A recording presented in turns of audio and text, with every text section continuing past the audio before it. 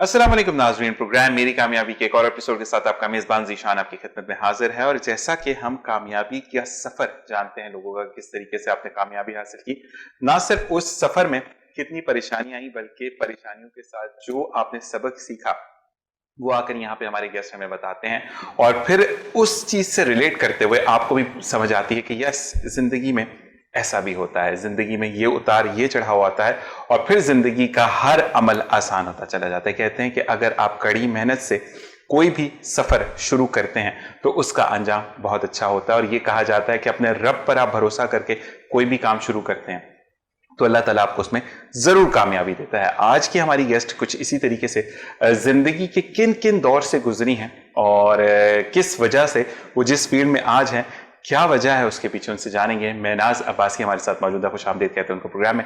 अस्सलाम वालेकुम महनाज। वालेकुम अस्सलाम। कैसे मिजाज है महनाज के? मैं बिल्कुल ठीक हूँ, आप कैसे हैं? अल्लाह का करम। सबसे पहले महनाज बहुत बहुत बहुत शुक्रिया। कैजुअल आउट करना चीजों को थोड़ा सा मुश्किल हो जाता है आजकल की लाइफ में कि आपको ये भी करना है, ऐसे भी देखना है, इसको भी देखना है, सब कुछ को। तो खुश आमदीद कहेंगे जी वंस अगेन। और सबसे पहले हम आपको बताते चले, फॉर्मेट ऑफ द प्रोग्राम यही है कि हम आपके बारे में जानते हैं कि आपने जिंदगी में कितना बर्दाश्त किया और जिंदगी में आप इस मुकाम पर पहुंची तो बहुत आसान था, हर्डल्स आई या नहीं, मैंने तो पलक झपकते हुए सफर तय कर लिया। तो सबसे पहले तो महनाज के बारे में जानेंगे कि महनाज जो है वो किस मिजाज की बंदी हैं, गुस्से वाली हैं, हलीमुत्तबा हैं, चुप हो जाती हैं या प्लंट आंसर करती हैं? बस ये है कि गुस्सा तो बहुत सारी जगहों पे आता है और लेकिन ये कि हर वक्त बहुत सारी जगहों पे कंट्रोल भी करना पड़ता है, उसका हर वक्त इजहार भी नहीं कर सकते। ये भी बहुत बुरा है कि आप हर वक्त गुस्से में भरे रहें। सही। कहीं बहुत सारी जगहों पे मुरव्वत से पेश आना पड़ता है, तो बस इसी तरह का मिजाज है। कहीं थोड़ा गुस्सा दिखा दिया, कहीं प्यार मोहब्बत से बात कर ली। महनाज अब्बासी शुरू से इस मिजाज की थी या महनाज अब्बासी वक्त के साथ साथ अपने आप को चेंज किया? शुरू में जाहिर है जब हम छोटे होते हैं तो फिर हमारी सारी ख्वाहिशात पूरी हो रही होती हैं, जो हम कहते हैं हमारी बात मान ली जाती है, तो जाहिर है इतना ज्यादा गुस्सा या चिड़चिड़ापन मिजाज में नहीं होता है। लेकिन फिर आहिस्ता आहिस्ता जब आप थोड़ा मैच्योरिटी की तरफ जाते हैं और रियलिटी का सामना करते हैं तो बहुत सारी चीजों पे, जैसे अब बाहर निकलें, रूल्स एंड रेगुलेशंस को लोग फॉलो नहीं कर रहे होते हैं और सभी बात कर लूं, बहुत सारी जगहों पे मैं भी फॉलो नहीं करती, तो वो हमारे मिजाज में चिड़चिड़ापन और चीजें शामिल हो जाती हैं। तो लेकिन ये कि वही बात दोबारा कहूंगी कि फिर मुरव्वत से और चीजों को इस तरह से खुशउस्लूबी से हल करना चाहिए। ये नहीं कि आप हर वक्त गुस्सा करते रहें। सही। तो आपकी फिर वो शख्सियत जो है वो बहुत ज्यादा खराब हो जाती है उस चीज से। मनफी शख्सियत कहलाती है। जी बिल्कुल। आप एक ही डगर पर चलते हैं। अच्छा, एक चीज, एक थॉट है महनाज के, शेयरिंग इज अ केयरिंग। ठीक है, तो बचपन से शेयरिंग की आदत रही है या नहीं? मेरी चीज है या मेरा ये खाना अगर मेरा है तो मैंने ही खाना है, मैंने शेयर नहीं करना। ये अगर मेरी चीज है तो मैंने इसको शेयर नहीं करनी, इस तरीके की थी या नहीं? जो चीज मेरे पास है मैं दूसरे को दूंगी। नहीं, शेयरिंग की थी आदत, वो पेरेंट्स की तरफ से था कि नहीं शेयर करना है। और आप जब 5-6 बहन भाई हों तो फिर चीजें शेयर करनी ही पड़ती हैं। सही सही। छोटी बहनों से, भाइयों से। और I was the eldest sister, तो इस वजह से बड़े बहन भाई तो आपको पता है बहुत ज्यादा शेयरिंग कर रहे होते हैं। आप सारे बहन भाइयों में बड़ी हैं या बहनों में बड़ी हैं? सारी बहन भाइयों में। सारे बहन भाइयों में बड़ी हैं, तो फिर तो आप ही हुई। बिल्कुल। आप ही कहलाती है ना, जो बड़ी होती हैं वो फिर आप ही ये करेंगी, आप ही वो करेंगी। अच्छा, मुझे बताएं कि जब महनाज छोटी थी तो उस वक्त अम्मी का हाथ किचन में कौन सी उम्र से बटाना शुरू किया कि अम्मी मैं आटा गूंद देती हूँ, मैं रोटी बना देती हूँ, या मैं बर्तन लगा देती हूँ? अच्छा, बिल्कुल सच्ची बात यह है कि उनको हमेशा ही शिकायत रहती थी कि तुम जो है वो इतना हाथ नहीं बटाती हो। लेकिन ये कि अपनी तरफ से कोशिश कर लेते थे कि जितना हो सके, जैसे बर्तन धो लिए या सफाई कर ली घर की, या इस तरह के छोटे मोटे काम कर लेते थे। लेकिन ये कि हमारी वालदा उन लोगों में से थी जो कभी सेटिस्फाई नहीं होते अपने बच्चों से। ये तरबियत का एक बहुत बड़ा पहलू होता है कि अगर आप अपनी बेटी से सेटिस्फाइड हो जाते हैं ना तो फिर बेटी को आप किल कर रहे होते हैं उसकी स्किल्स को। बिल्कुल। माँ वो हस्ती होती है जो कि कहते हैं ना, कुदरत से लड़ जाती है कि ऐसा क्यों हुआ मेरी औलाद के साथ। लेकिन अगर वो तरबियत, क्योंकि आपने दूसरे घर जाना है, हर बेटी ने दूसरे घर जाना है, तो माँ जब तक उसके अंदर ये जो ना सेटिस्फेक्शन की आदत होती है ना, ये बेसिकली बेटी में बर्दाश्त का मादा बढ़ाने की आदत को उजागर करने के लिए होती है। अच्छा जी, 9th ऑफ मैट्रिक की अगर महनाज की हम बात करें तो फौरन से हर चीज सही होती थी महनाज को, या तब से सेक्रीफाइजेशन शुरू कर दी थी लाइफ में कि नहीं अगर अम्मी अब्बू के पास नहीं है तो ठीक है, मुझे मसला नहीं है? बीइंग एल्डेस्ट सिस्टर, मैंने आपको बताया ना कि फिर वो जब आप बड़े होते हैं तो फिर आप पेरेंट्स की जो भी उनकी मजबूरियां होती हैं उनको समझ रहे होते हैं ना, कि उनको बहुत सारी चीज़ों को लेके चलना है। तो जब मेच्योरिटी की तरफ थोड़ा आए, मतलब टीन एज में जब मैं दाखिल हुई, तो फिर मुझे थोड़ा सा रियलाइज़ होना शुरू हुआ कि इनके लिए कितना ज़्यादा स्ट्रगल करनी पड़ती है लाइफ को और बच्चों को हर चीज़ को चलाने के लिए। सही। तो सबसे ज़्यादा मेरी ही जिम्मेदारी बनती है कि मैं इनको इतना ज़्यादा टफ टाइम ना दूँ। सही। क्योंकि मुझसे छोटे भाई थे और लड़कों की मिजाज में होता है कि वो थोड़ा सा एग्रेशन पे होते हैं। बिल्कुल, उनको जो चीज उन्होंने बोली है उनको चाहिए। सही। और चिड़चिड़ापन होता है थोड़ा सा, और उनका कंपटीशन हर चीज में ज्यादा हो रहा होता है। तो फिर ये कि फिर थोड़ा सा सेक्रीफाइस बड़ी बहन को ही करना पड़ता है, तो वो किया, बहुत हद तक किया आपने, हद तक किया। अच्छा, मुझे ये बताएं कि हम अगर बात करते हैं महनाज की जिंदगी में बहुत पास कौन है अम्मी के अलावा? खाला हैं, फुप्पो हैं, कोई ऐसी दोस्त जो बहुत ज्यादा नियरेस्ट हो आपके? हाँ, कुछ फ्रेंड्स हैं जो कि स्कूल के ज़माने के बहुत अच्छे फ्रेंड्स हैं, क्योंकि स्कूल के ज़माने के जो आपके दोस्त होते हैं ना, वो बिल्कुल बिल्कुल वो बहुत आपके करीब होते हैं, बहुत ज़्यादा क्लोज होते हैं। तो वो हैं कुछ फ्रेंड्स जो कि बहुत ज्यादा क्लोज हैं, जिनसे आप हर चीज शेयर कर लेते हैं। अच्छा, वो दोस्तों में डिफरेंस कैसे फील होता है? शायद वो कि हमारी पॉकेट में भी कुछ नहीं होता था, वो उस वक्त के दोस्त होते हैं। अब के जो दोस्त बनते हैं वो मटेरियलिस्टिक हो जाते हैं कि हाँ ठीक है, इसके पास गाड़ी है, इसके पास बैलेंस है, ये बैंक बैलेंस की बात ना कर रहा हूं, तो फिर वो देखते उससे जंचते हैं, या आप समझते कि नहीं दोस्ती दोस्ती होती है? नहीं, अब वो दोस्ती जो हमने बचपन से दोस्तियां बनाई हैं ना, उसमें और आजकल की दोस्ती में बहुत फर्क है। सही। आजकल मेरे ख्याल से बहुत ज्यादा स्टेटस को, इन चीजों को देख के दोस्ती की जाती है, लेकिन वो जो बचपन का आपका दोस्त है या आपकी कोई सहेली है, तो वो आपके साथ जो है ना बहुत सिंसियर है, बहुत ज्यादा ऑनेस्ट है। मुझे कभी भी मुश्किल हुई, कोई भी मसला हुआ जिंदगी में, तो वो लोग साथ खड़े थे। उन्होंने, अगर वो फाइनेंशियली मुझे कोई सपोर्ट नहीं कर सकते थे, तो वो इमोशनली मेरे साथ ही खड़े थे हर चीज में, हर चीज को हैंडल करने में। सही सही सही। अच्छा, तो अगर हम पूछें कि महनाज अब किचन में एक्सपर्ट हैं या नहीं? बस गुजारा है। तो दोस्तों से पूछती हैं कि ये किस तरीके से डिश बनाई, या नहीं बस ठीक है जो मैंने बना लिया काफी है? नहीं, दोस्तों के अलावा अब यूट्यूब है ना। ओके। तो हाँ, वैसे यूट्यूब ने काफी जिंदगी आसान कर दी है, लेकिन मेरे जैसे बंदे को तो वो भी पकाना नहीं आता, समझ नहीं आती कि असल में मसाले डालना प्रॉब्लम नहीं होती, वो भुनेगा कब और वो कब उसकी महक आएगी वो समझ नहीं आ रही। वो एक्सपीरियंस से आता है। वो एक्सपीरियंस से आता है, बिल्कुल जी। अच्छा जी, टिट फॉर टैट पर बिलीव रखती हैं? सॉरी? टिट फॉर टैट पर बिलीव रखती हैं कि जैसे को तैसा? नहीं। मतलब आप जाने देती हैं बात को कि अगर कोई गुस्से से बात कर रहा है? बिल्कुल। अच्छा, कहते हैं कि एक चुप और 100 सुख, ये बात में कितना बिलीव है आपका?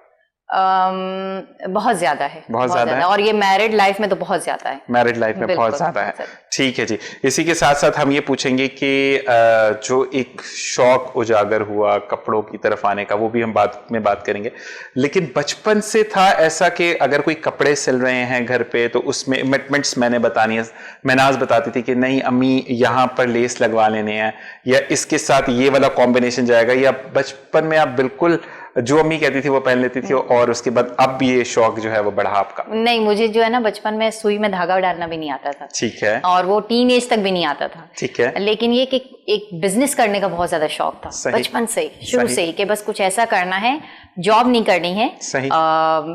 कुछ ऐसा करना है कि जिसमें सारी एफर्ट्स मेरे खुद के काम के लिए हो, और मैं अपनी सारी कैपेबिलिटीज को, अपनी सारी सलाहियतों को अपने लिए यूज कर रही हूँ। हालांकि जॉब्स भी बहुत ज्यादा की, और वो बहुत जरूरी है एक्सपीरियंस गेन करने के लिए। सही। तो लेकिन ये कि खुद का काम करने का बहुत शौक था शुरू से ही। सही सही सही सही। अच्छा, तो जॉब की जैसे आपने बात खुद ही की, तो कुछ याद है कि पहली जॉब क्या की थी आपने? पहली जॉब की थी रिसेप्शनिस्ट की जॉब की थी। अच्छा, ये जॉब जो थी ये एक्सपीरियंस के लिए थी या वक्त की जरूरत थी? उस वक्त आपके घर को आपकी जरूरत थी? घर को भी जरूरत थी, और फैमिली को थोड़ा फाइनेंशियली सपोर्ट करने के लिए निकले थे बाहर, और दूसरा ये कि अपनी एजुकेशन को जारी रखने के लिए कि पेरेंट्स से कुछ तो बर्डन कम हो। अच्छा, बेटियां बहुत सोचती हैं इस बारे में, ये ऑनेस्ट बात है कि ये वाकई में कहते हैं कि बेटी अपने घर जाकर भी माँ बाप की होती है, और अक्सर बेटे ऐसे नहीं होते, लेकिन बेटों के लिए एक कहावत है कि जब तक बीवी नहीं आई तब तक वो अपना है, उसके बाद अल्लाह अल्लाह खैर सला। अच्छा जी, ये बताएं कि एजुकेशन कितनी है मैनाज की? ग्रेजुएशन है। अच्छा जी, तो ग्रेजुएशन अपनी मर्जी से की थी या अम्मी अब्बू का इंटरेस्ट को देखते हुए कि अम्मी अब्बू ने कहा कि ये करना है तो मैंने इसी में ग्रेजुएशन किया? नहीं, उन्होंने कभी कोई किसी चीज में इंटरफेयर नहीं किया कि ये करना है वो करना है। खुद से किया, बीकॉम किया और वो अपने उस पे किया, मतलब अपने इंटरेस्ट से किया था। सही। अच्छा मिनाज, ये बताइएगा कि हमारे यहाँ कहते हैं, जो आजकल का एक मिथ है कि आप जितना अकेले रहते हैं उतना लाइफ में आप अचीवर बन जाते हैं, आप चीजों को हासिल कर सकते हैं। आप ये बिलीव करती हैं या आप कहती हैं कि नहीं, ज्वाइंट फैमिली सिस्टम में रहकर इंसान ज्यादा कामयाब होता है? देखें, हर चीज के फायदे और नुकसानात होते हैं। जॉइंट फैमिली सिस्टम के भी बहुत ज्यादा फायदे हैं। जैसे अगर आप कहीं बाहर वर्किंग लेडी हैं और अगर आप बाहर हैं तो आपके बच्चों को लुक आफ्टर कौन करेगा? दादी हैं, नानी हैं या फुप्पो हैं, वही सब ख्याल करेंगे। आप मेड पे ट्रस्ट नहीं कर सकते हैं इतना ज्यादा जितना दादी उनको केयर कर लेंगी या उनकी फुप्पो कर लेंगी। तो ये उसके फवायद हैं। लेकिन कुछ अगर थोड़ा बहुत आप देखें तो उसमें जो है वो नुकसानात भी हैं कि रिलेशनशिप इतने ज्यादा अच्छे नहीं रहते अगर आपके अंदर बर्दाश्त नहीं है। अगर बर्दाश्त है तब तो चलेगा। आप रिश्तों को अगर चलाना जानते हैं और कहीं ना कहीं आपको सेक्रीफाइस करना है, आपको पता है मैं सेक्रीफाइस भी कर लूंगी और मैं थोड़ी सी चीजें बर्दाश्त भी कर लूंगी, तब तो जॉइंट फैमिली बेस्ट है मेरे ख्याल से। और अगर ये है कि नहीं है आपके अंदर बर्दाश्त, तो मेरे ख्याल से फिर आप अकेले ही बिल्कुल सेपरेट ही रहें। मतलब रिश्तों को गुंजल करने से बेहतर है कि आप एक तरफ हो जाएं। बिल्कुल। और उससे मेरे ख्याल से मोहब्बत में कोई कमी नहीं आती आपके रिश्तों में। आप वंस इन अ वीक अपने इन लॉज में मिलने जा रहे हैं या दावत पे जा रहे हैं या उनको बुला रहे हैं, उससे मेरे हाथ से मोहब्बत बढ़ती ही है। और दूसरी बात यह है कि ऐसा साथ रहना बेहतर नहीं कि दिल में बोझ हो, दूर रहे, मोहब्बत रहे। अच्छा जी, ये बताएं कि कितने हद तक है, क्योंकि आजकल हमने देखा मीडिया पर भी सब चीजें आ रही होती हैं, फीमेल अब्यूशन बहुत ज्यादा हो रही है और अब्यूज किया जा रहा है बहुत ज्यादा फीमेल्स को। तो किस हद तक आप फील करती हैं कि लड़कियों को चुप रहना चाहिए? अच्छा, मेरा नहीं ख्याल कि अगर आपके साथ कोई ज्यादती होती है या अगर कोई आपके साथ मिसबिहेव करता है तो आपको चुप रहना चाहिए। मतलब ये तो आप मतलब इस तरह से तो शय दे रहे हैं सामने वाले को जो कर रहा है अब्यूज आपको आवाज उठानी चाहिए, आपको उसको रोकना चाहिए, स्टॉप करना चाहिए। और from the very first day जब उसने ये हरकत की। अच्छा, अब्यूशन ये वाली नहीं, मतलब एक फैमिली में होता है ना कि सास बहू की नोक-झोंक जो होती है, उसकी अगर तुम्हें तो कुछ आता ही नहीं है, माँ ने कुछ सिखा के नहीं भेजा, उस चीजों पे अगर आपको प्रोप किया जाता है तो उसमें कितना आप समझते हैं कि लड़की को चुप रहना चाहिए या फौरन से आवाज उठानी चाहिए? नहीं, मेरे ख्याल से तो उसमें अगर उसकी आप बात कर रहे हैं घरेलू जो हमारे यहाँ तो नहीं, उसमें थोड़ा सा आपको अपने एटीट्यूड से उनको प्रूफ करना चाहिए कि नहीं, मुझे सिखाया है, मुझे बताया है, मेरी तरबियत बहुत अच्छी है। आप चीखेंगे चिल्लाएंगे तो आप उनकी बात को सही प्रूफ कर रहे हैं कि हाँ आपकी तरबियत सही नहीं हुई है। सही। तो यही चीज मैं आपसे कहूंगा कि जो भी लड़कियां इस वक्त हमें देख रही हैं, तो एक दिन में मुकाम नहीं मिलता। आपको मुकाम हासिल करने के लिए एक वक्त लगता है और उस वक्त के बाद फिर आपका इनाम होता है। कुछ ऐसा ही है? बिल्कुल जी, बिल्कुल। ठीक है जी। अच्छा जी, अगर हम पूछते हैं महनाज से तो फेवरेट कलर महनाज का कौन सा है? लाइट कलर्स हो गए, जैसे पिंक है, इसके अलावा ब्लैक भी बहुत पसंद है, वाइट भी बहुत ज्यादा पसंद है। वाइट भी बहुत ज्यादा पसंद है। अच्छा, ब्लैक तो लोग इसलिए पहनते हैं कि स्लिम लगते हैं। ये तो मेरे भी, जब मैं बहुत ज्यादा, आपने तो खैर काफी अरसे से आप मुझे जानती है, मैं बहुत ज्यादा फैटी था, तो एट दैट टाइम मैं ब्लैक ज्यादा पहनता था क्योंकि उसमें आप स्लिम लुक पे आते हैं। Do you believe on it? क्योंकि अब तो आप भी इसी काम से रिलेटेड है। हाँ, होता है। कलर का आपकी पर्सनालिटी पे बहुत ज्यादा असर पड़ता है और आपकी बॉडी शेप का भी उस पर बहुत ज्यादा असर पड़ता है। ठीक। जिंदगी में अगर आपको बोलें कि आप क्या बनना चाहती थी जो नहीं बन सकी और अब जो आप काम कर रही हैं उस पर भी अल्लाह का बहुत करम? बहुत सारी चीजें हैं, जैसे सिंगिंग वगैरह का बहुत ज्यादा शौक होता था एक जमाने में। या आवाज अच्छी है आपकी? पता नहीं। अच्छा, नहीं, मतलब एक चीज होती है ना कि आप सिंगर नहीं है लेकिन शादी ब्याह में नहीं, महनाज की आवाज तो बहुत अच्छी है, गाना गाई। स्कूल में बहुत ज्यादा परफॉर्म करती थी और सब अप्रिशिएट करते थे। सही। और था कि नहीं सिंगर बनना है, और लेकिन ये कि जाहिर है नहीं कर पाए, कुछ फैमिली की तरफ से बाउंड्रीज होती हैं, चीजें होती हैं कि आप नहीं कर पाते, उस चीज को कंटिन्यू नहीं कर पाते।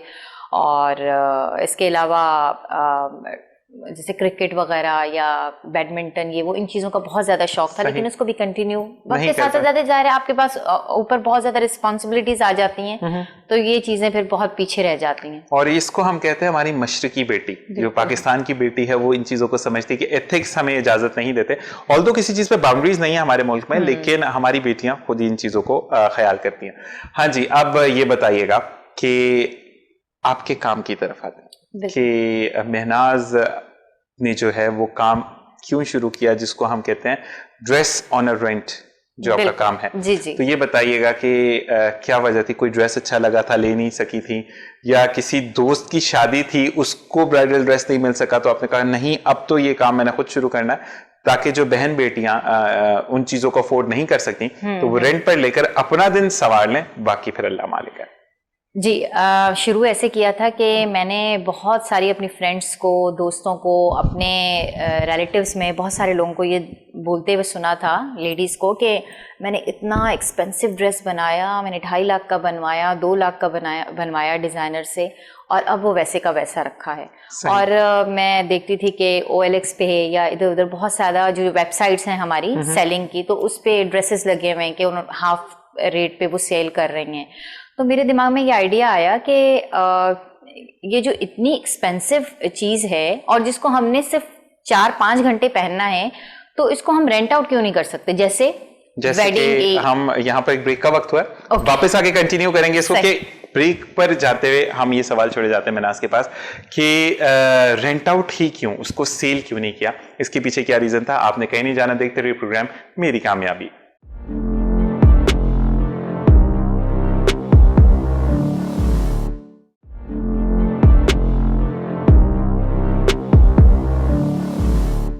और जनाब वेलकम बैक, और सवाल को वहीं से जोड़ते हैं जहां से मुनक़ता हुआ था सिलसिला। जी महनाज, कि आपने कहा कि 2 लाख का या 2.5 लाख का डिजाइनर ड्रेस है, तो उसको आपने देखा कि डिफरेंट वेबसाइट पर वो सेल हो रहा है, तो फिर ये आइडिया वहां से क्लिक हुआ आपको, क्या इसके पीछे की कहानी है?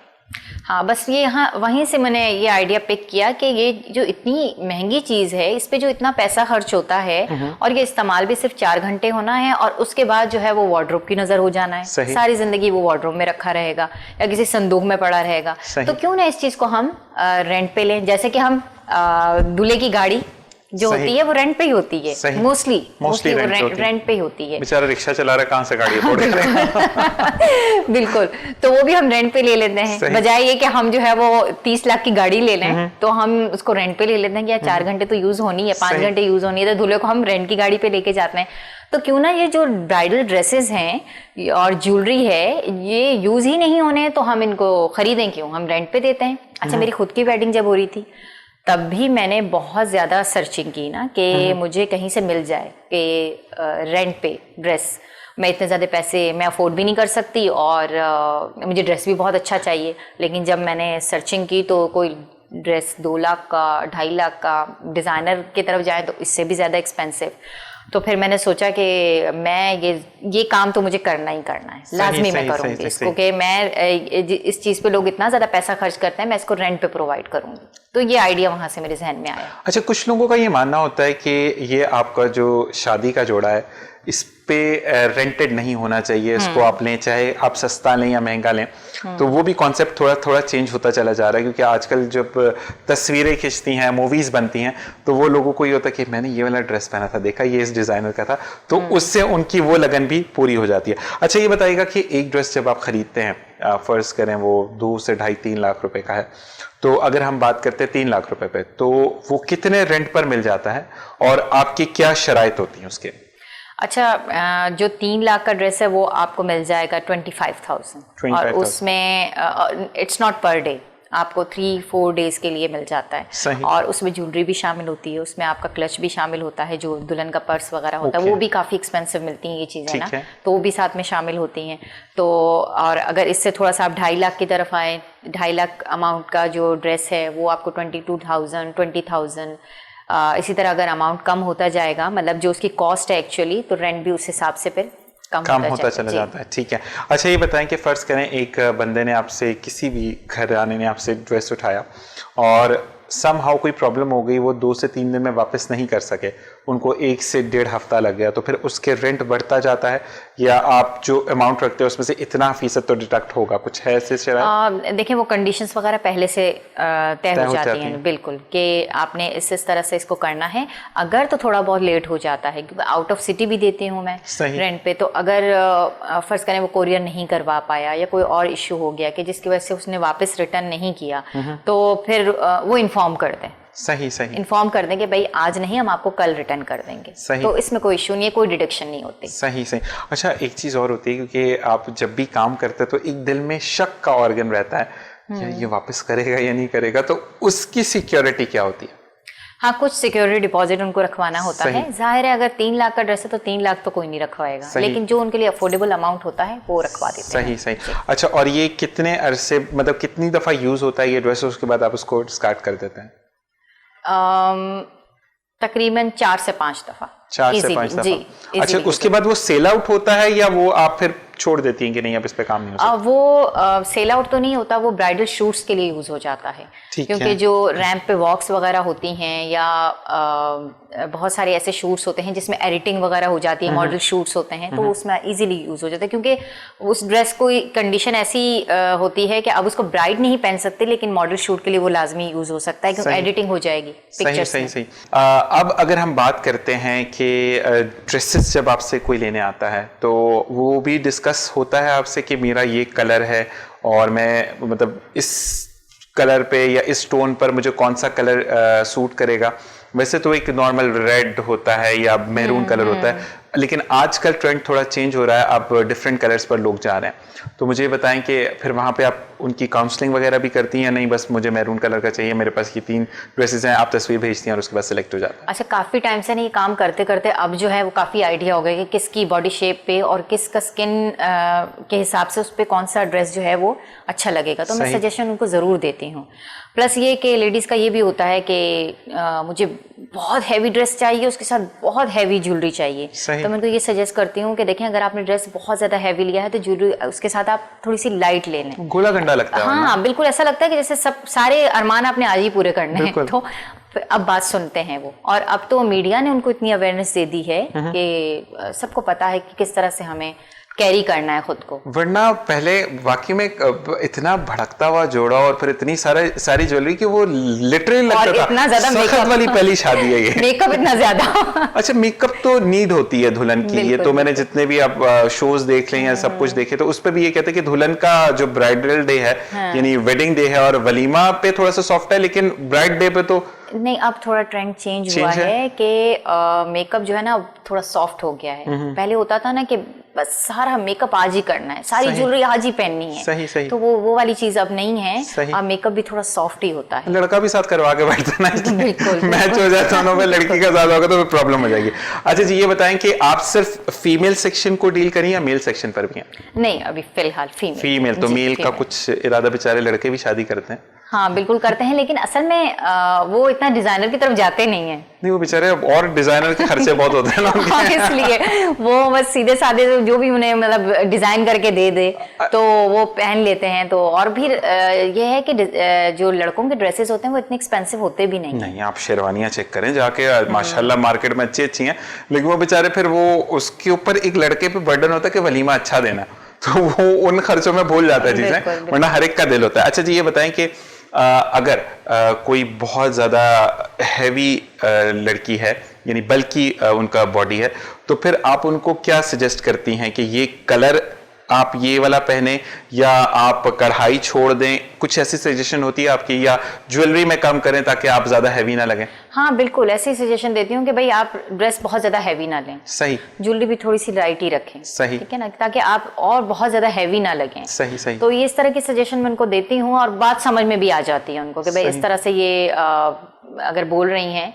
तो अपने एक्सपीरियंस के बेस पे बोल रही हैं और वाकई सही कह रही होंगी, तो वो मान लेती हैं बात। अच्छा, कभी ऐसा हुआ महनाज के, एक फनी सी बात है लेकिन आपके कोई बहुत क्लोज जानने वाली हैं और वो आपसे कह रही हैं कि मुझे रेंट पे ड्रेस चाहिए और आपको पता है कि ये ड्रेस इन पे नहीं अच्छा लगेगा और आपने रेट इतने ज्यादा बता दिए और जो दूसरा वाला उन पे अच्छा लगता है उसके रेट कम रखे हो, तो उन्होंने कहा हाँ बहन यही वाला दे दो, कोई मसला नहीं, ऐसा कभी नहीं हुआ। नहीं, कैसे कभी ट्राई किया ऐसे करके? नहीं, ऐसा कभी हुआ नहीं है। और बस मैं सजेशन सही देती हूँ उनको, ऑनेस्टली देती हूँ मैं। अच्छा, कभी ऐसा होता है कि अगर नहीं मान रहा तो आप कहती है बस जो मर्जी है भाई करो फिर? अब जाहिर है वो जैसे लड़की की समझ में बात आ गई, साथ में उसकी सास भी अगर आई है और उसकी नंद भी आई है, मतलब ड्रेस बुक करवाने के लिए आते हैं फैमिलीज में, तो उन लोगों की समझ में वो थोड़ा सा आर्ग्यू करती हैं कि नहीं यही वाला, तो फिर मैं कहती हूँ ओके आप डिसाइड कर लें खुद ही। तो अच्छा, कभी ऐसा हुआ महनाज के, अब तो क्योंकि टीवी बहुत ज्यादा लोग देखते हैं और मशहूर कुछ ड्रामे ऐसे हैं जिसमें ये दिखाया जाता है कि दुल्हन बन के वो कचौरी तलने चली गई हैं और वो ही पूरा वो दुल्हन का जो होता है माथा और सब चीजें, तो ऐसा कभी हुआ कि सास भी आई हैं, नंदे भी आई हैं कि इसकी थोड़ा सा लाइटर लहंगा मुझे भी दे दें, कभी ऐसा हुआ?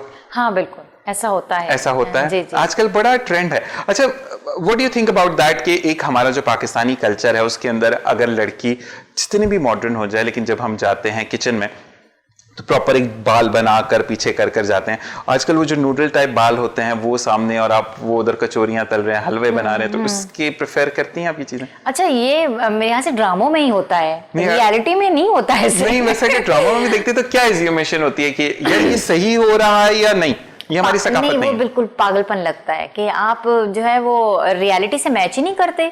इवन के आप तो ये बता रहे हैं, मैं अक्सर बहुत ज्यादा अजीब लगता है कि वो आधी रात को कॉल आई और खातून उठी और फुल मेकअप हुआ हुआ है और वो सो रही थी।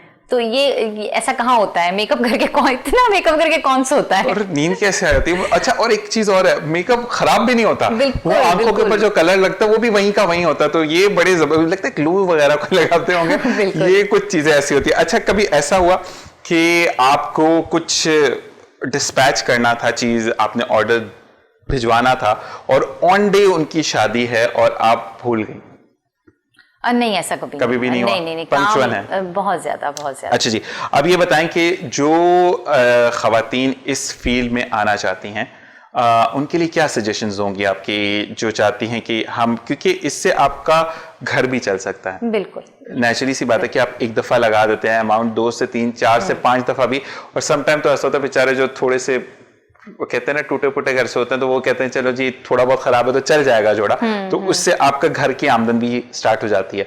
तो क्या आप सजेशन देंगी लड़कियों? अच्छा, आप मैं वो वाली बात भी थोड़ी क्लियर करूँ। आप जो कह रहे हैं ना कि 4 से 5 दफा, अच्छा 4 से 5 दफा ऐसा नहीं होता कि किसी एक ने पहना फिर वही किसी और दूसरे को पहना दिया फिर, और आजकल के जिस तरह की कोरोना और ये सारी चीजें चल रही हैं उसमें तो बिल्कुल भी आप ये रिस्क नहीं ले सकते। तो ये होता है कि प्रॉपरली ड्राई क्लीन, अगर कहीं से काम खराब हुआ है तो वो कारीगर को देना पड़ता है कि वो सही कर दे, कहीं से कोई लेस उतर गई, कुछ भी कोई चीज़ है, नग निकल गए हैं, वो सारा रिपेयर होता है दोबारा से, और ड्राई क्लीन तो मस्ट है, वो लाजमी होती है, तो उस पर अमाउंट लगता है। तो जैसे सजेशन आप कह रहे हैं कि सजेशन ये भी है कि अगर आपके पास इतना अमाउंट है तो आप जो है, क्योंकि इन्वेस्टमेंट बहुत है इस काम में, ठीक है, तो आप लाजमी कर सकते हैं, आप रेंट आउट कर सकते हैं ड्रेसेस, और ये है कि इसका स्कोप बहुत है, क्योंकि आजकल जो है वो लोग नहीं इतने ज़्यादा, एक तो अफोर्ड भी नहीं कर सकते, बहुत ज़्यादा एक्सपेंसिव है, और अफोर्डेबिलिटी के अलावा जो चीज़ है वो ये कि फिर ख़वातीन के साथ ये भी मसला है ना कि आपने एक शादी में पहन लिया, वो सब ने देख लिया है, अब किसी और की वेडिंग है तो उसमें आप नहीं वो पहन के ही नहीं जा सकते आप, तो बिल्कुल। तो फिर ये होता है कि भाई ये वाला ड्रेस तो मेरा सबने देख लिया है, तो इससे अच्छा मैं रेंट पे ले लेती हूँ, और नेक्स्ट कोई वेडिंग होगी फिर रेंट पे ले लेती हूँ।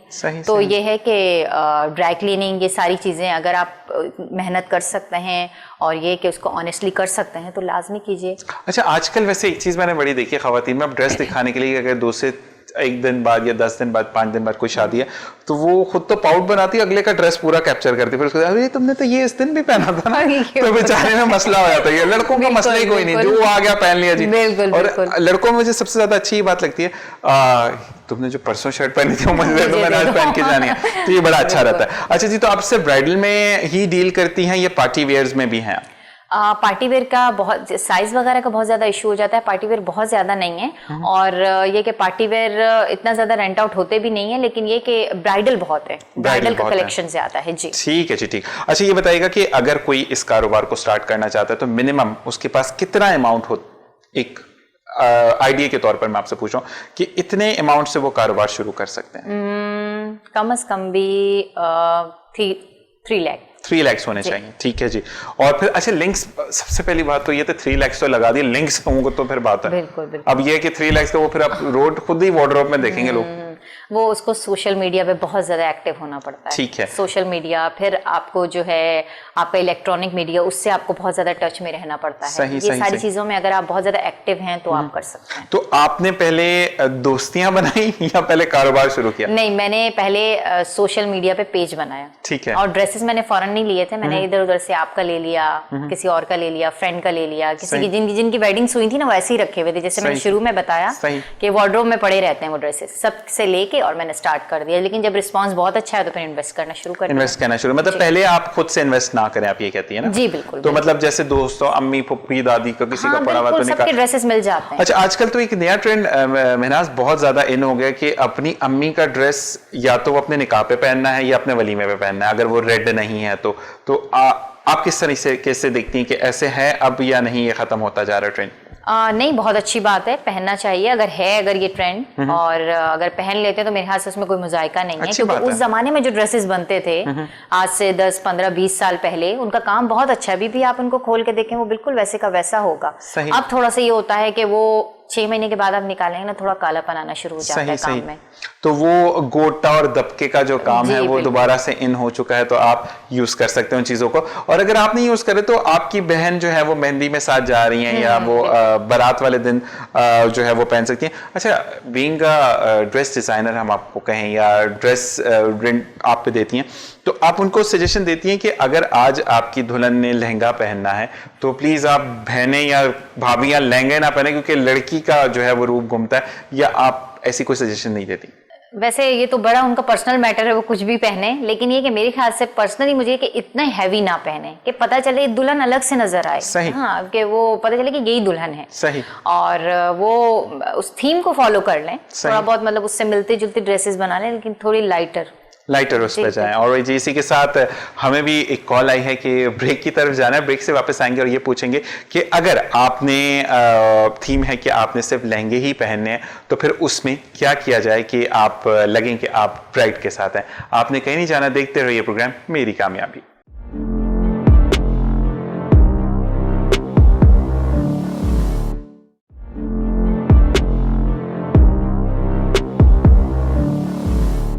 Original welcome back. और अब पूछेंगे महनाज से, जो कि हम क्वेश्चन छोड़े गए थे ब्रेक पर, कि महनाज अगर थीम के हिसाब से थीम वेडिंग्स हो रही हैं आजकल और सब चाहते हैं कि लहंगा पहने, तो फिर आपसे अगर पूछा जाता तो आप क्या सजेस्ट करती हैं कि शर्ट को लाइटर कर लें या लहंगे को लाइटर कर लें? क्या करें कि आपको एक लगे कि फील कि आप दुल्हन के साथ हैं लेकिन दुल्हन नुमाया हो? अच्छा, ये होता है कि जो दुल्हन की सिस्टर्स हैं या जो दूल्हे की सिस्टर्स हैं या उनकी मदर्स हैं, वो शर्ट थोड़ी हैवी जैसे पहन लेती हैं, उसी थीम को फॉलो कर रही होती हैं, शर्ट थोड़ी हैवी पहन ली और जो शरारा या गरारा है वो उनका लाइट होता है। और कहीं ये होता है कि गरारा शर्ट बिल्कुल उस पे काम नहीं है, बिल्कुल लाइट सा काम है और दुपट्टा बहुत हैवी है। सही। तो इस तरह की थीम को वो फॉलो कर रहे होते हैं, लेकिन जैसे दुल्हन ने पहना है उस तरह मतलब बिल्कुल वैसा ही ना पहने। सही सही सही। अच्छा जी, जिंदगी से कोई शिकवा है महनाज को? नहीं। और अगर हम ये बोलें कि महनाज ने जिंदगी से क्या सीखा? Struggle, sacrifice. सही। और स्ट्रगल में हर्डल्स आए कभी जिंदगी में कि आप कुछ करना चाहती हैं, वो नहीं हुआ लेकिन आपने कोशिश जारी रखी और वो काम आपने करके दिखाया, या ऐसे होता है कि नहीं हो रहा बस छोड़ें दूसरा काम करते हैं? नहीं, ऐसा नहीं हुआ है। जिस काम को जैसे मैं यही अपना जो बिजनेस का काम है, इसको जब मैंने शुरू में स्टार्ट किया तो बहुत ज़्यादा लोगों की नेगेटिव थिंकिंग थी इस काम के हवाले से कि नहीं तुम क्या कह रही हो, ये कोई दुल्हन के ड्रेस के लिए वो तो बचपन से सोच रही होती है कि इतना उसको किस तरह का ड्रेस बनवाना है और ये और वो, रेंट पे कौन लेगा। मैं एक मतलब आपको बता रही हूँ, बिल्कुल ऐसे ही होता है, लेग पुलिंग बहुत है। तो ये तो बिल्कुल नहीं चलने वाला, ये तो हो ही नहीं सकता, ये तुमने कैसे सोच लिया, तो बेकार आइडिया है, छोड़ो इसको, कोई और काम करो। सही। तो इस तरह की, लेकिन बस ये कि मैं जमी रही कि नहीं होगा। और अच्छा, अब वही लोग बोलते हैं हमारी दुआ थी ना बेटी के साथ, कितनी कामयाब है बेटी, ऐसा हुआ कभी? बिल्कुल होता है। अच्छा, वो पप्पो फिर जब सामने आती है तो फिर गुस्सा भी आता है कि पहले तो आप ही मना कर रहे थे। वो बस अंदर ही अंदर में हम उनके बारे में जो सोच रहे होते हैं। हाँ बिल्कुल पप्पो, सही हो रहे हैं। आपकी तो सपोर्ट बहुत ज्यादा थी। सबसे ज्यादा पैसे ही आपने लगाए थे। अच्छा जी, ये बताएं कि अगर कुछ चीज अच्छी नहीं लग रही है या कोई महफिल में आप और वो चीज नहीं अच्छी लग रही, तो महफिल को छोड़ना पसंद करती हैं या चुप होना पसंद करती हैं? बहुत सारी जगह ऐसी होती हैं कि आप वहां से छोड़ के नहीं जा सकते, आपको वहां रहना पड़ता है, तो फिर जाहिर है बर्दाश्त करना पड़ता है। सही। अच्छा, कभी ऐसा हुआ कि कोई भी इंसान बहुत ज्यादा बातें कर रहा है और आपका मूड नहीं आंसर करने का, तो आपने आराम से खाना बहुत स्लो कर लिया या कोई ऐसे काम में लगे जो अनयूजुअल था, वो होना नहीं चाहिए था, कभी ऐसा हुआ लाइफ में? अच्छा, आजकल तो मोबाइल फोन की मेहरबानी है ना, तो अगर सामने वाला बहुत ज्यादा बोल रहा था, अपने सिग्नल का बहाना बना लिया कुछ, तो फिर इस तरह से कर लेते हैं। अच्छा, मतलब ऐसे कभी किया आपने? हाँ, कर लेते हैं अक्सर औकात। अच्छा जी। और फिर अब हम, क्योंकि अब हम टुवर्ड्स टू वाइंड अप हैं, तो हम थोड़ा बहुत महनाज के बारे में दोबारा से जानेंगे कि महनाज, मुझे ये बताइएगा कि अगर महनाज को अब बोला जाए कि महनाज बेस्ट आप ये बनाती हैं और आपने यही बनाना है, हम आपके घर खाने के लिए आ रहे हैं, तो महनाज क्या बनाती हैं बेवकूफ के अलावा? बिरयानी। बिरयानी बना लेती हैं? हालांकि कुछ लोग कहते हैं कि बिरयानी थोड़ी हार्ड होती है, मुश्किल होती है। बहुत आसान होती है मेरे ख्याल से, तो बिरयानी बनाना सबसे आसान काम है। अच्छा, मैंने काफी लोगों से सुना कि बिरयानी मुश्किल है, उसकी जगह आप पुलाव बनाते तो आसान है। हाँ, लेकिन पुलाव इतना अच्छा नहीं बनता, या फिर लोगों की फरमाइश इतनी ज्यादा नहीं होती है, ज्यादातर लोग तो बिरयानी को प्रेफर करते हैं। अच्छा, अगर हम बोलें कि महनाज को अब, क्योंकि एक सक्सेस पे हैं आप माशाल्लाह, कोई और ऐसी जिंदगी में चीज है जो कि अब महनाज कैसे कि ये तो हो गया, अब मैंने ये भी करना है? जिंदगी में कोई और चीज, मैं बच्चों को रिलेटेड भी है, कुछ भी हो सकता है, कोई भी आपकी कोई ऐसी चीज अपनी लाइफ से, या आपकी अपने लिए मैं कह रहा हूँ कि आप स्टडी दोबारा करना चाहती हैं, या आप चाहती हैं कि नहीं बस अब मैंने एक स्टेबल पोजीशन पर, अब मैं सिर्फ किताबें पढ़ूंगी, कुछ ऐसा है जिंदगी में? हाँ, बुक्स पढ़ने का बहुत ज्यादा शौक है। बस मैं सोचती हूँ कि टाइम मिले बहुत सारा, मुझे कुछ भी ना करना पड़े, आसपास बहुत सारी बुक्स हों और वो मैं पढ़ रही हूँ। अच्छा, मुझे बहुत बुरा लगता है किताबें पढ़ना। मतलब मुझे कोई बोले कि क्या करना हो, किताबें नहीं पढ़नी भाई, किताबों के अलावा कोई बात हो तो चीजें सही रहती हैं।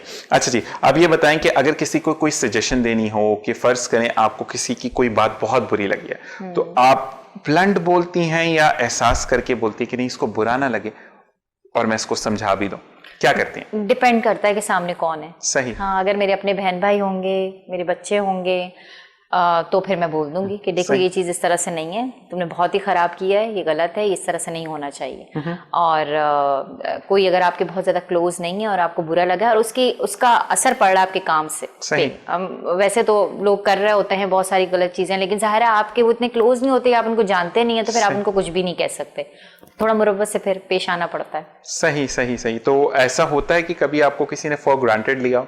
हाँ, बहुत जगह पे। अच्छा, लाइफ में कोई ऐसा दोस्त जो, अच्छा हमारे यहाँ पे एक चीज जो मिथ मैं क्लियर कर दूं कि जरूरी नहीं है कि वो इंसान दुनिया से चला गया भाई, आपकी लाइफ से एग्जिट कर गया, कोई है ऐसा जिसकी अभी भी आपको, जेंडर बायसिंग नहीं है यहाँ पे, वो मेल है या फीमेल है, कोई ऐसा है कि जो आज भी आपको याद आता हो कि मैं यहाँ गलत होती थी तो मुझे वो समझाते थे, अब मुझे ये बता देते, कोई है ऐसा लाइफ में? हाँ, फ्रेंड्स ही हैं।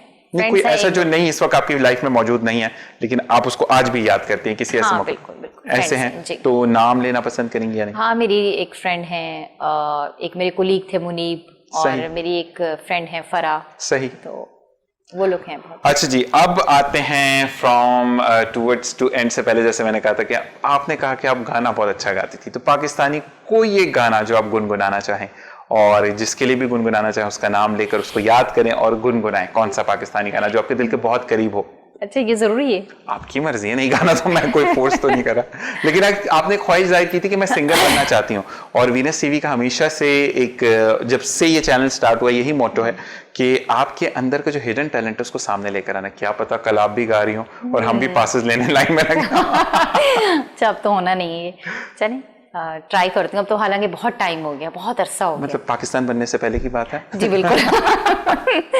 चल, कहाँ हो तुम चले आओ, मोहब्बत का तकाज़ा है, गमे दुनिया से घबरा कर तुम्हें दिल ने पुकारा है, कहाँ हो तुम चले आओ, मोहब्बत का तकाज़ा है। जबरदस्त जबरदस्त जबरदस्त। और कभी ऐसा हुआ कि घर में अम्मी, बहनें, भाई कोई रूठ किया हो और उसको महनाज ने गाना सुना के मनाया हो? नहीं ऐसा कभी भी नहीं हुआ? नहीं पक्की बात है। कहते हैं ना कि जो सिंगर होते हैं वो अपनी इस हुनर को इस्तेमाल करते हुए डिफरेंसेस को खत्म कर देते हैं। नहीं, ऐसा कभी नहीं कभी नहीं हुआ? कभी ऐसा हुआ कि आप साग भून रही हैं और आप ये कहाँ हो तुम चले आओ, कभी गया खाना जल जाएगा, कोई खाएगा नहीं। अच्छा जी, अब जो हमारी यूथ है, जो नई जनरेशन है, उसके अंदर एग्रेशन बहुत है। बस काम अगर शुरू किया तो आज ही सक्सेस और झंडे गड़ जाए हमारे, उनके लिए क्या मैसेज देना चाहेंगे आप? बस ये कि आपके अंदर बहुत ज्यादा पेशेंस होना चाहिए। सही। आपको पेशेंट नहीं होना चाहिए, आपके अंदर पेशेंस होना चाहिए। पेशेंस बहुत ज्यादा होना चाहिए। और रातों रात कुछ भी नहीं हो पाता, कुछ भी नहीं कर सकते आप। सही। आपके अंदर सब्र है, आपको स्ट्रगल कंटिन्यूसली करनी है, अल्लाह ताला पे भरोसा रखना है। और मुझे नहीं लगता कि जो है आप अगर मेहनत करते हैं तो आप किसी चीज में कामयाब नहीं हो सकते। ये आपको ईमान अपना बनाना चाहिए कि मेहनत का सिला तो अल्लाह ताला उन लोगों को भी देता है जो उसको नहीं मानते। सही बात है ना। जैसे आप अभी बहुत अच्छा खेला पाकिस्तान ने, सेमीफाइनल में बहुत अच्छा खेला, बहुत अच्छा थ्रू आउट खेलते जा रहे थे, लेकिन डिजर्व वही करता है जिसने ज्यादा मेहनत की। सही। तो वो ऑस्ट्रेलिया फिर से जीत गया। बिल्कुल यही चीज है। और मैं ये कहूंगा कि 5 मैचों में तो हम बड़े चौड़े, हमने जीत ले और एकदम से सेमीफाइनल में बेचारों की सारी कारकर्दगी पे पानी फेर दी। तो ऐसा भी नहीं होना चाहिए। ऐसा भी नहीं होना चाहिए। और ऐसा नहीं है कि उस दिन उन्होंने फाइट करके फाइट किए बगैर हारा है। पूरा फाइट किया उन्होंने, बहुत अच्छे तरीके से पाकिस्तानियों ने खेला। लेकिन ये कि वही बात है कि जिसने ज्यादा मेहनत की उसी नहीं, मैं एक बात इसमें और भी कहता हूँ, अम्मी जी वो लंबे बहुत थे, वो कैच आराम से पकड़ लेते थे। एक मिथ है ना कि अम्मी वो बहुत लंबे थे, उन्हें कैच जल्दी पकड़ लिया, वरना हमने आउट नहीं होना था जल्दी। नहीं देखें, अगर ऐसी बात है तो फिर वो ऑस्ट्रेलिया के बहुत सारे जो फील्डर्स थे उन्होंने भी बहुत सारे कैचेस मजाक की बात कर रहा हूँ। वो कहते हैं कि वो अक्सर पहले मीम्स यही बनते थे कि अम्मी वो लंबा बहुत था तो कैच पकड़ लिया। और भाई जी इसी के साथ मेरा वक्त खत्म हुआ, नहीं पता चला कि कैसे वक्त शुरू हुआ। और अभी यही था कि प्रोग्राम में ये बात करनी है, लेकिन वक्त महदूद है। और इंशाल्लाह आपको फिर किसी प्रोग्राम में दोबारा मधु करेंगे। और अब मधु करेंगे तो ड्रेसेस के साथ आपको बुलाएंगे ताकि आप बताइए कि आपके पास कौन कौन सी कलेक्शन मौजूद है। बिल्कुल, बहुत शुक्रिया आपका, बहुत मजा आया मुझे भी आपसे बातचीत करके। और कुछ पैगाम देना चाहेंगे चैनल के लिए या किसी के लिए भी कोई पैगाम? बस ये कि शो आपका बहुत अच्छा है, चैनल बहुत अच्छा है, बहुत सपोर्टिव है। बिल्कुल। और कोऑपरेटिव बहुत ज्यादा है। बस कंटिन्यू रखिएगा इसी। इंशाल्लाह अपना ख्याल रखिएगा। अल्लाह हाफिज। और भाई जी मैं भी चाहूंगा इसी दुआ के साथ इजाजत कि अगर कोई हुनर किसी में मौजूद है तो उसको उजागर कीजिए, ना कि उसकी कतई कलामी करना या उसकी हौसला शिकनी करना। उस वक्त तो आप उसकी हौसला शिकनी कर देते हैं, लेकिन लाइफ में कभी ना कभी वो सर्कल होकर आपको मिलता ज़रूर है। और अगर आपको वही चीज़ मिलती है तो फिर दुख किस चीज़ का। इसी बात के साथ इंशाल्लाह फिर अगले प्रोग्राम में मुलाकात होगी, इस वादे के साथ जा रहा हूँ, बशर्ते ज़िंदगी ने वफा की। अपना और अपने प्यारों का ख्याल रखिएगा। मुझे दीजिए इजाज़त। अल्लाह नेगेबान।